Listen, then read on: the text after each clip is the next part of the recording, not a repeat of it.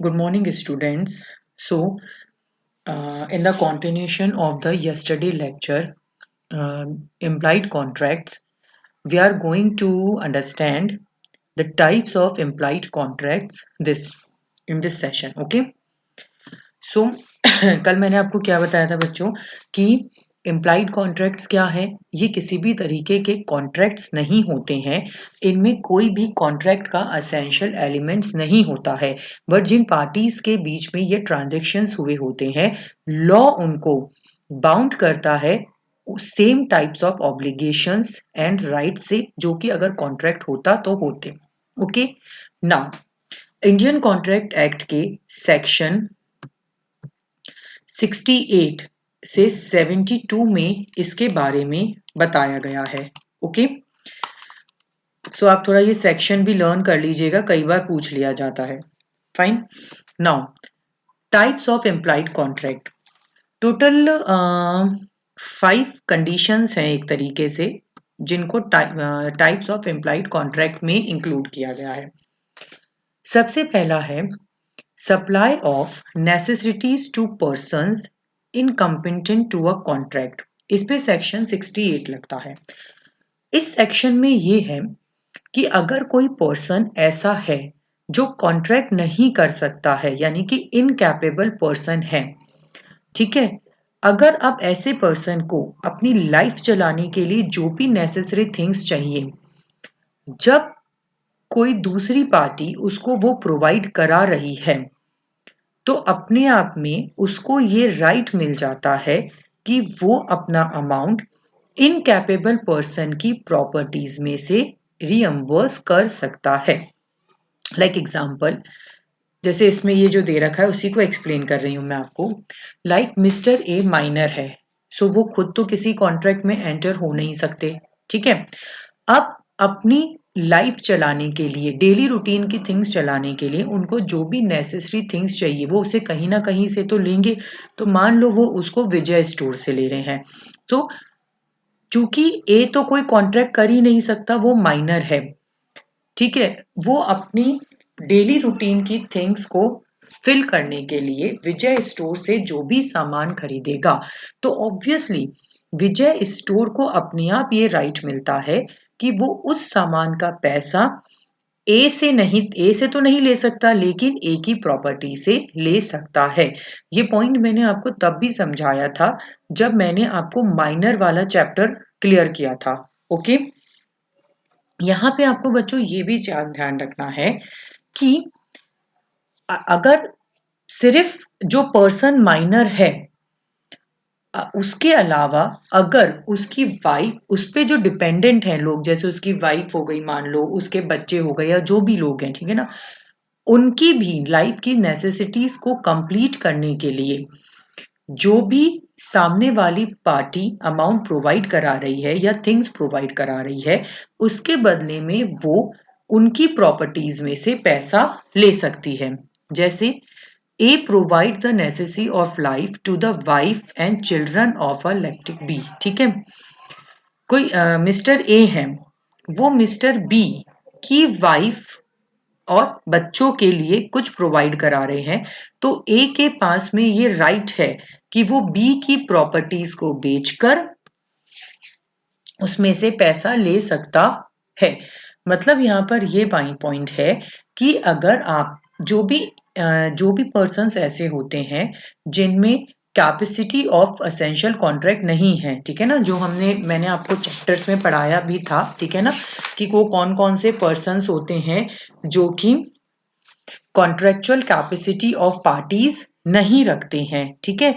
अगर उन पर्सन्स की खुद की जरूरतों को पूरा करने के लिए कोई दे रहा है उनको सामान, या उन पे डिपेंडेंट उनकी वाइफ और बच्चों की जरूरतों को पूरा करने के लिए दे रहा है, तो दोनों ही कंडीशन में जो उनकी मदद कर रहा है उसको पूरा राइट है कि वो उस पर्सन की प्रॉपर्टी को बेचकर उससे पैसा निकलवा सकता है।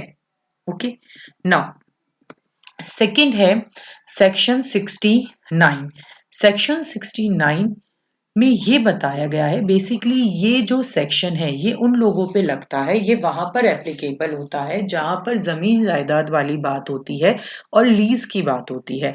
इस सेक्शन में इस तरीके से है कि मान लो जैसे मैंने मिस्टर ए से एक प्रॉपर्टी लीज पर ले रखी है, ठीक है। अब मिस्टर ए ने जब मुझे वो प्रॉपर्टी लीज पर दी, उन्होंने मुझे ये नहीं बताया कि उनके कुछ गवर्नमेंट ड्यूटीज पे करने से रह गई थी, उन्होंने उसे पे नहीं किया था। ओके, जो गवर्नमेंट है वो मेरे पास आई नोटिस लेके कि या तो आप ये सारा बकाया पे करो आउटस्टैंडिंग, या फिर हम आप इस प्रॉपर्टी को जिस पर आप लीज पर रह रहे हो, मैं हम इस प्रॉपर्टी को ऑक्शन में डाल देंगे। ओके, सो मैंने पे कर दिया सारा। ओके, बट ये मेरा राइट, ये मेरी ड्यूटी नहीं थी, ये किसकी ड्यूटी थी? जो इसका ओनर है, जिससे मैंने प्रॉपर्टी लीज पर ली थी, ठीक है। तो मुझे ये राइट है कि अब मैं उस ओनर को ये कहूं कि चूंकि आपने अपना आउटस्टैंडिंग ड्यूटीज पूरी नहीं की थी गवर्नमेंट को, और वो मैंने पूरी की है, मैंने फिल की है, तो अब आप इस पेमेंट को मुझे वापस करो। Okay, third, section 70, voluntary but not gratuitous act. इसका मतलब ये होता है कि यहां पर क्या आता है,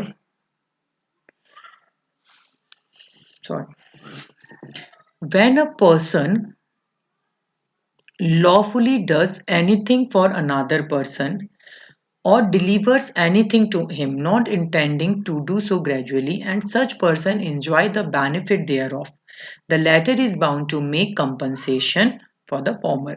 It means ये वही वाला पॉइंट है कि जैसे मिस्टर ए ने मिस्टर बी के घर पर कुछ डिलीवर करना था, लेकिन मिस्टर सी के घर पे डिलीवर कर दिया, ठीक है, और मिस्टर सी ने उसे अपना प्रोडक्ट मानकर यूज भी कर लिया। तो इन that case obviously mister A ये राइट रखते हैं कि वो मिस्टर सी से उसका पेमेंट रिकवर करें। Okay, next, section 71, responsibility of finder of goods. See, इसमें यह है कि मान लीजिए एक पर्सन ने किसी दूसरे पर्सन की गुड्स फाइंड आउट करी जो कि उन किसी और की है, ठीक है, उसको उसने अपनी कस्टडी में रख रखा है, ठीक है। अब उस वो क्या है, वो उस बंदे को ढूंढ रहा है जिसकी वो गुड्स है, ठीक है। सो वो फाइंडर को सर्च कर रहा है। So it is the duty of the finder to take adequate care. अब आपको इसमें ध्यान रखना है कि जैसे मान लीजिए एग्जांपल लेते हैं, मिस्टर ए है, मिस्टर ए को कुछ गुड्स मिली हैं, ठीक है, कुछ सामान मिला है जो कि किसी और पर्सन का है। अब वो उस पर्सन को सर्च कर रहे हैं।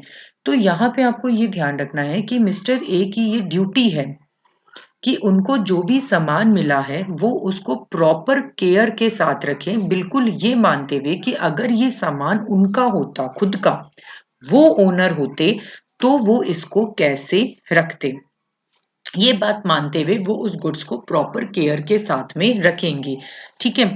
और बाई साइड वो क्या करेंगे, उस ओनर को सर्च करने की कोशिश करेंगे।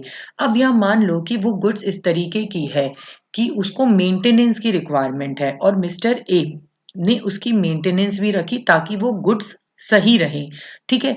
तो अब यहाँ पर मिस्टर ए जब भी उस पर्सन को सर्च कर लेंगे जो उसका ओनर है, तो वो जो भी उन्होंने मेंटेनेंस के लिए पैसा खर्च किया है वो उस ओनर से रीअम्बर्स करवा सकते हैं, ठीक है।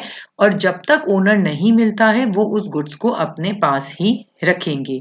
अब यहाँ पे आपको ये बात ध्यान रखनी है कि जब ओनर मिल जाता है और मिस्टर ए उसको गुड्स को हैंड ओवर कर देते हैं, अब वो अगर उसको कह रहे हैं कि भाई आपकी गुड्स को मेंटेन रखने के लिए मैंने ये मेंटेनेंस एक्सपेंसेस पे किए थे, अब ओनर अगर देने से मना कर दे तो मिस्टर ए इसके लिए लीगली कुछ नहीं कर सकते हैं।